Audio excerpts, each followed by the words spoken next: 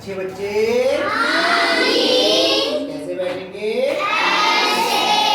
बेटा दो सवाल बचे हमारे, छठा और सातवां। छठा सवाल तो वैसा ही है जैसा हम अभी तक करते हुए आए हैं, फिर से करते हैं।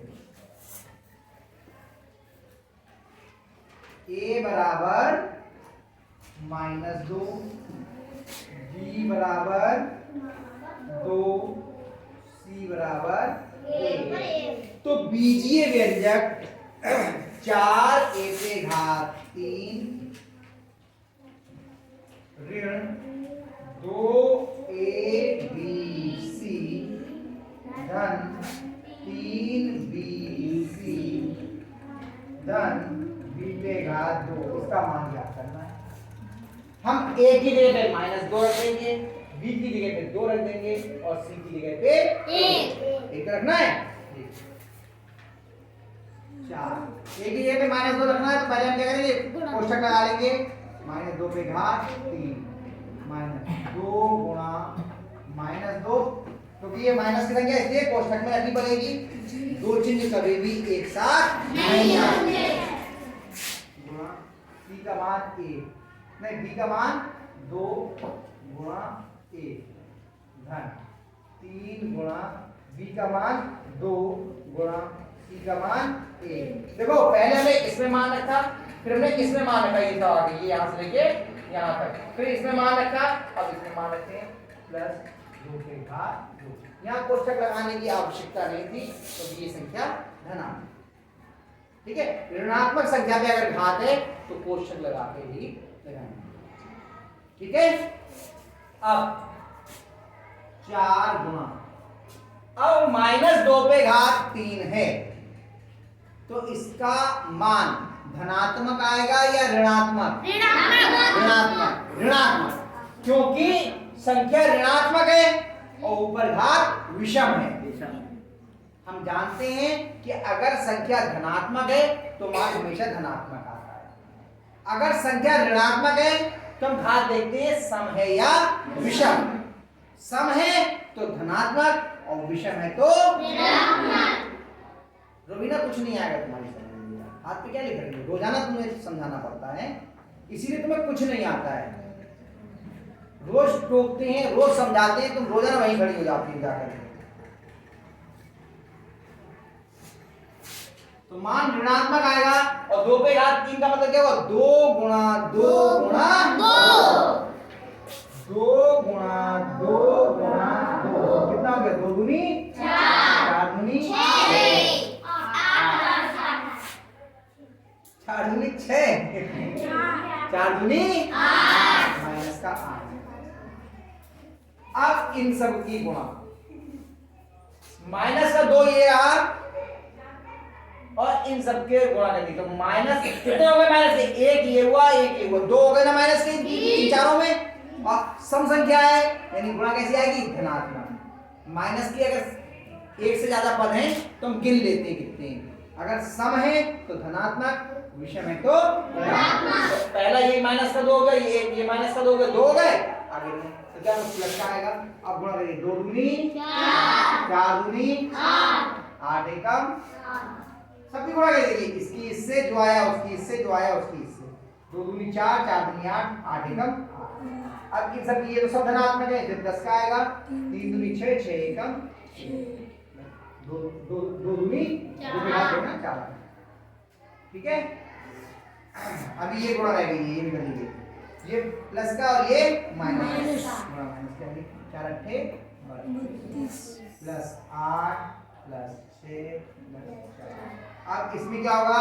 समान चिन्ह के गुणा का चिन्ह खत्म हो गया। समान चिन्ह के कौन कौन से? 8, 6 और 4। ये माइनस का 32 तो माइनस का ही है, इसलिए माइनस का 8। अब जाएंगे प्लस के 8 और 6 14 और 14 और 4 18। अब ये ऋणात्मक और ये धनात्मक घटेंगे, चिन्ह काय का आएगा? बड़ा कौन है? 32। 32 में से 18 घटा दीजिए। 3 में से नहीं जाएगा, यहाँ 2 रहेंगे, यहाँ कितने हो गए? 12, 12 में से 8 गया 4 और 2 में से 1 गया 1, कितना आ गया? 14 माइनस के 14। ये उत्तर सवाल बड़ा है, कई बच्चों को हो सकता है समस्या आए इसे समझने में, इसलिए मैंने बहुत आराम से बता दिया। आप लोग इसको अपने आप भी कर लेना, एक बार ध्यान से इसको उतार लेना, उतारने के बाद में अपने आप करने का प्रयास करना। कहीं गलती हो रही हो तो मिला के देखना कि कहाँ गलती हो रही है, फिर समझना। फिर भी समझ में नहीं आए तो अपने साथ वाले बच्चों से पूछना, मुझसे पूछना, तब करना। फिर देखो हमें इसका मान याद करना था, हमने a की जगह पे माइनस का 2 रख दिया है ना, और b की जगह पे 2 रख दिया। देखो एक b यहाँ पर है और एक b यहाँ पर है, एक b यहाँ पर है, तीनों जगह पे। c की जगह पे a रख दिया, एक c यहाँ पर है, एक c यहाँ पर है, और फिर उसका मीन को हल करते चले गए, उत्तर आ गया माइनस का 14। ठीक है। 7वां सवाल बहुत अच्छा सवाल है, थोड़ा ध्यान से देखेंगे। इसमें कह रहे हैं यदि a बराबर, यहाँ पे देखिए, a बराबर 3 और b बराबर 2, तो निम्नांकित को सत्यापित कीजिए। अब सत्यापित कैसे किया जाता है वो तरीका समझ लीजिए। इसको पहले पहला सवाल लिख देते, 3 सवाल है ना, पहला लिखते हैं हम। क्या है? a धन b पे घात 2 बराबर a पे घात 2 धन 2ab धन b पे घात 2। इसको हम समीकरण या सरलसंख्या, फिलहाल ये तो सरलसंख्या लिखी है, लेकिन आप केवल समीकरण समझो कि समीकरण है। इसका एक पक्ष ये है और एक पक्ष ये है। जो इधर का पक्ष है इसे हम बायां पक्ष बोलते हैं। क्या बोलते हैं? बायां पक्ष। और इधर वाले पक्ष को हम दायां पक्ष। एक एक पक्ष में हम a और b दोनों का मान रखेंगे, उसका मान याद करेंगे। अगर मान बराबर आ जाता है तब तो ये सत्यापित हो गया, नहीं तो सत्यापित नहीं हुआ। तो इधर वाला कौन सा कहलाता है? हमारा बायां पक्ष। और इधर का क्या कहलाता है? दायां पक्ष। हम दोनों को एक साथ भी कर सकते हैं, बीच में लाइन खींच दें, एक तरफ लिख दें बायां पक्ष और एक तरफ लिख दें दायां पक्ष। ऐसे भी कर सकते हैं हम जगह बचाने। तो हम पे तो ब्लैक बोर्ड एक ही है, मजबूरी है, तो हम एक ही पे ऐसे कर लेते हैं, आप भी ऐसे कर सकते हो। बीच में लाइन खींचना छोटी सी, बहुत बड़ी लाइन नहीं खींचना। ठीक है। जितने भी सवाल आए इधर लिखेंगे बायां पक्ष लेने पर, बायां पक्ष लेने पहले हम बायां पक्ष हल करेंगे केवल, अभी दायां पक्ष नहीं कर रहे हैं। बायां पक्ष क्या है?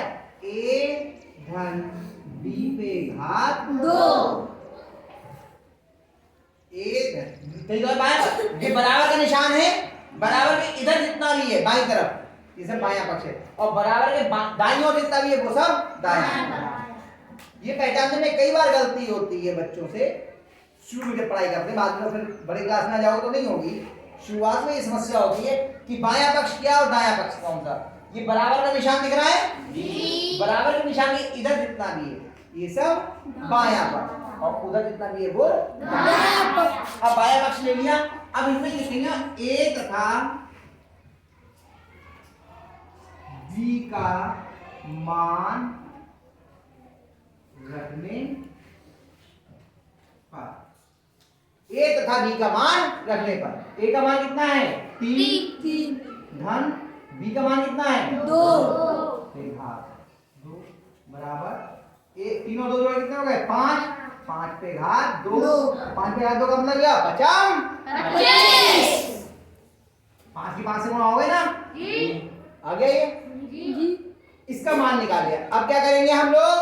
दाएं पक्ष पर करेंगे। यहाँ क्या लिखेंगे? दायां पक्ष लेने पर। क्या लिखेंगे? दायां पक्ष लेने पर।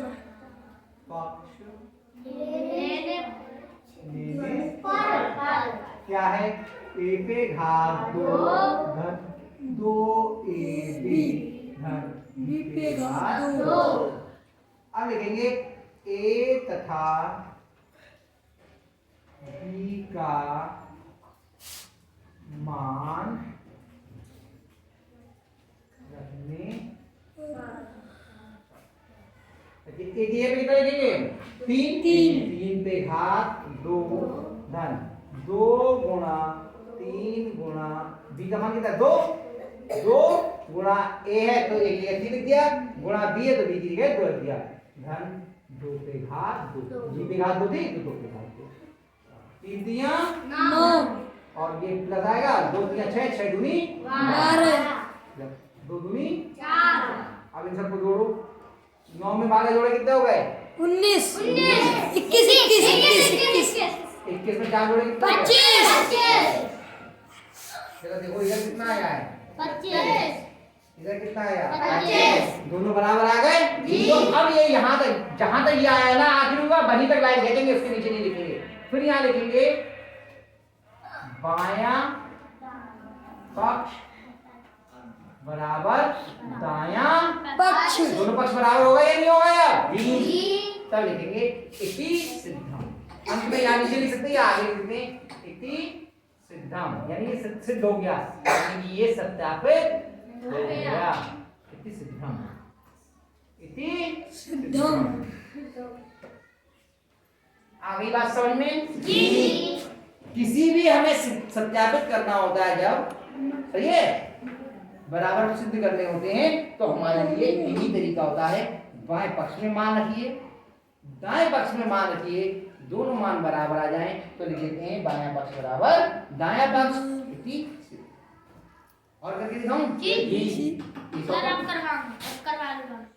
चलो ऐसा करो अभी, क्योंकि थोड़ी देर ये उलझे हुए सवाल हैं, साथ में के बाकी सवाल में 2 बची ना, 2 खंड बाद में कराऊंगा और एक दिन रोक लेता हूँ उस सवाल के लिए, ठीक है? अभी ये कर लो, घर से करने का प्रयास करना और फिर परसों आप ही लोगों से करवाऊंगा कल, ठीक है?